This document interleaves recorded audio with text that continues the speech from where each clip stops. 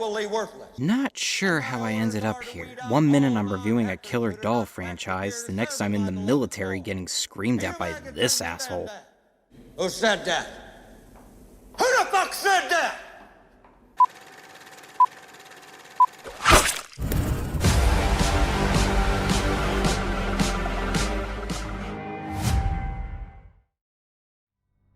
What is up, everybody? Welcome back to Real Horror. I'm Tensa, and today we're moving along with Chucky as he heads to boot camp in Child's Play 3. Child's Play 2 went on to make a domestic gross of $28 million, despite some harsh reviews calling it a rehash that lacked the charm of the first entry and just became another mindless slasher. Fuck you, I liked it. We all know the drill that because it made money, a sequel was fast-tracked into production. The third installment was set to release exactly 9 months after the second, creating pressure on writer Don Mancini to make a storyline with such a tight window. His original idea involved multiple Chuckies running around, but with a lack of budget, it never came to fruition. Don't worry, that concept would come to surface 26 years later. Part 3 would take place 8 years after the events of Part 2, with Chucky once again being resurrected and finding a teenage Andy Barclay at a military academy to transfer his soul. However, another young child at the school ends up becoming the new target for his ritual. Brad Dourif returned once again to voice Chucky, as he would for the rest of the films, minus the 2019 remake. Alex Vincent would not be back to play an older Andy Barclay, since a 9-year-old playing a teenager would be a bit of a stretch, so he was replaced by actor Justin Whalen. How would this over-rushed sequel fare against its previous predecessors?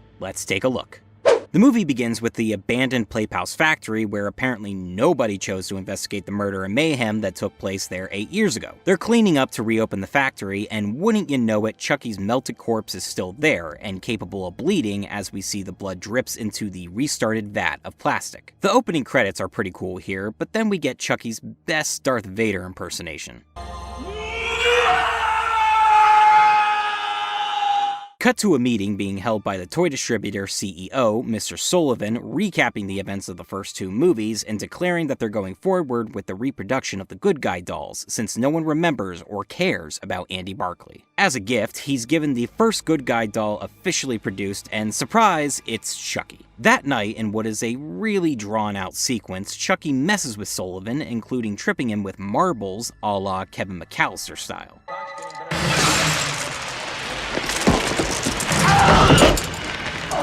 You guys give up, or you're thirsty for more? A bunch of other toys are set off, which I guess are supposed to scare Sullivan, but he notices 2 good guy dolls talking to one another until he shuts them up.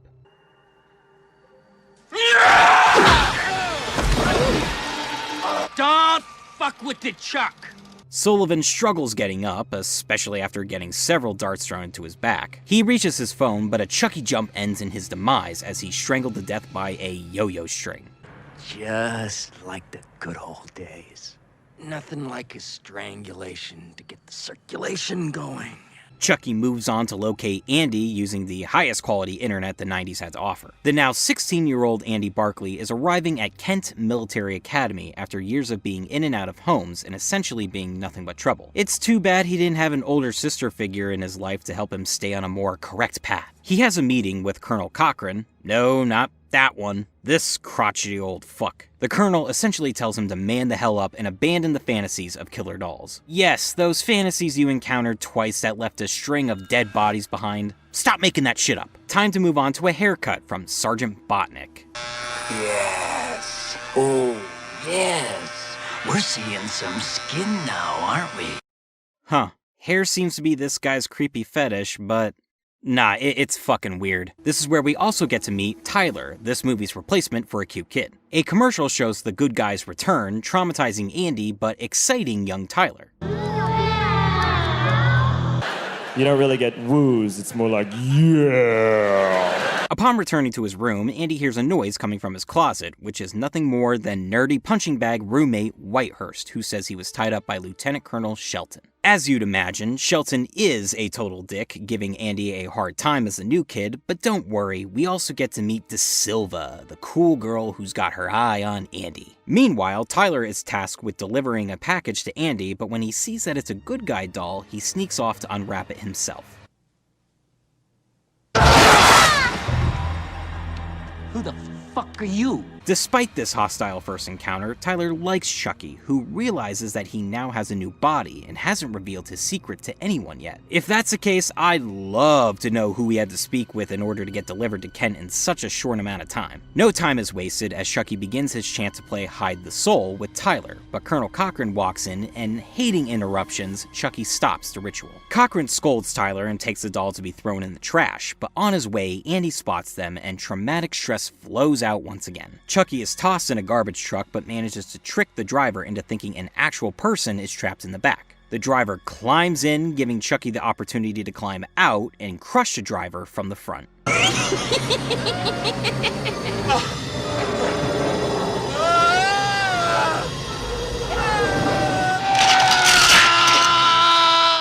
He could be fine. I mean, let's open up and see how he is. That night, Chucky ambushes Andy in his room with a cut to his Achilles heel and lets him know his plans for transferring his soul into Tyler. Yeah, just think. Chucky's gonna be a bro. Chucky finds his joke a little too funny as it gives Andy the chance to subdue him by tossing a shoe. Who throws a shoe?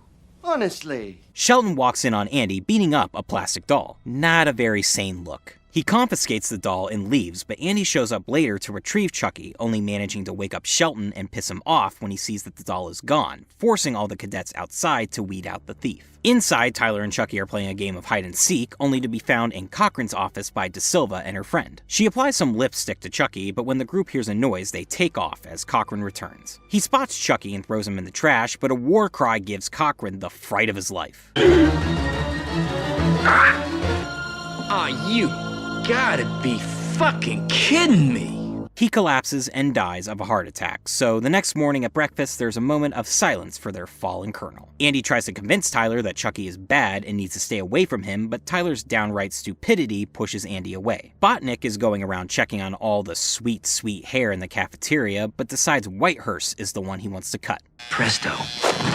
You're bald. After Whitehurst leaves, he finds Chucky hiding in his cabinet and gets the sick urge to fulfill his needs through a doll. He gets Chucky all prepped, but he has his catchphrase turned around on him. Presto. You're dead.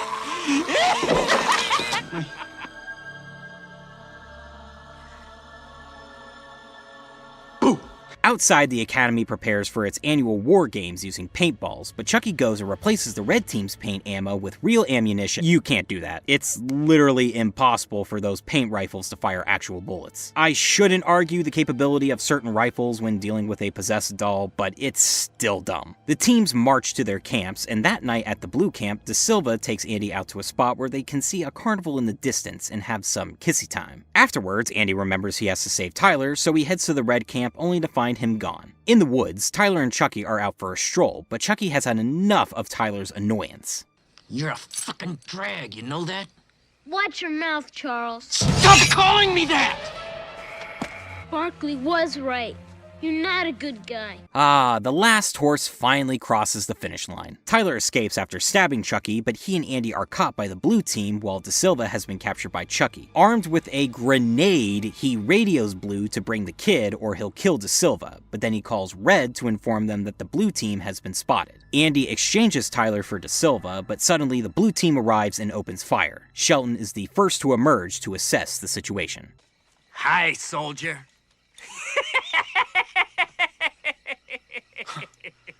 Fuck me. Uh-oh, the red team appears. Let's watch their guns jam because... Sure, whatever. While that chaos transpires, Tyler escapes, giving Chucky the excuse to finally use that grenade he's been hanging on to, but Whitehurst leaps into his first and final act of bravery.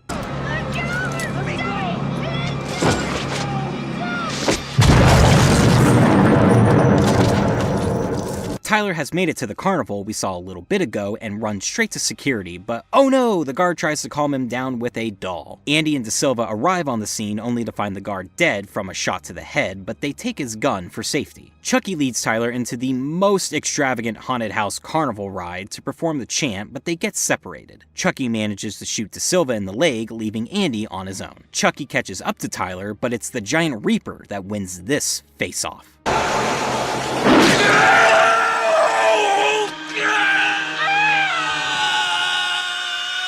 While that Reaper's blade being that sharp on a carnival ride doesn't make much sense, I can admit that I love this look for Chucky. The interior of his face being exposed along with his teeth and eyeball are nasty, but an excellent design and use of effects. Tyler rides a plastic dragon to the top of a miniature mountain, only to get knocked out so Chucky can perform his chant. And I gotta say, this time around the chant takes forever. He repeats verses multiple times to the point you know it hasn't worked. Andy does shoot off his arm and shoots him in the chest, knocking him down. Looks like Tyler is okay, but Chucky jumps on Andy's back for one last struggle until he has his hand cut off and is thrown off the mountain into a giant fan.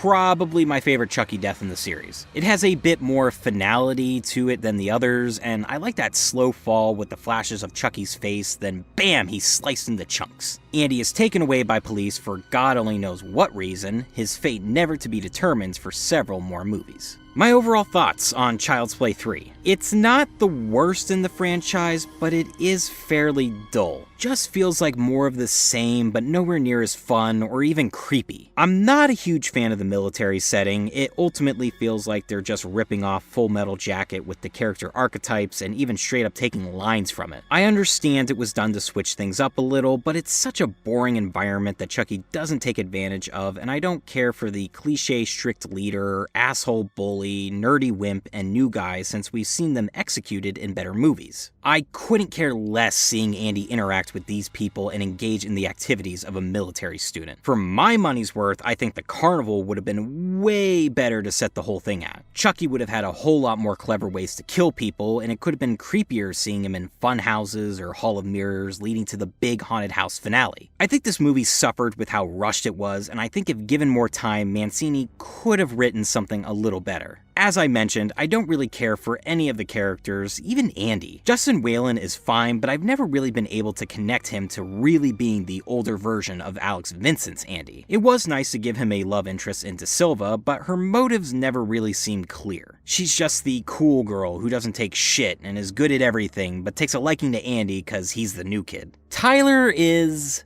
annoying. He's so naive that it gets on my nerves. Like, even 6-year-old Andy wasn't as blind or ignorant as this kid. Everyone else, Shelton, Whitehurst, and Cochran, are bland caricatures of characters from far better military movies. Although Botnick was interesting since he was so over the top with his hair obsession. Chucky really is the only thing I like here. He's got a shit ton of one-liners, but it's Dourif's performance that helps not take it to any level of the later Freddy Krueger. I just love the smart-ass humor and potty mouth from this doll. He does look a little better too, especially at the end with half his face sliced off. Although I do think the animatronics were a step down from part 2, but still better than the original. I honestly think this is the entry where you genuinely start to root for him because the rest of the cast is too hard to enjoy. The kills are meh. The garbage truck crush could have been better with us seeing more, Cochran dies of a freaking heart attack, Shelton being shot was unsatisfying, and while it was brave, Whitehurst jumping on the grenade doesn't do anything for me. But I like Sullivan's death by Yo-Yo, and Botnick getting his throat cut in the barbershop was neat, but enhanced by Chucky's presto, you're dead. Chucky's death is the best though, hands down, with the chopping up letting you think there's no way he can come back after that. So while Chucky continues to be hilarious, the finale in the haunted house is really cool, and there are some good kills, I find this one to be a tedious retread of the first two with a weak setting and unengaging characters. I give Child's Play 3 2.5 grenades out of 5.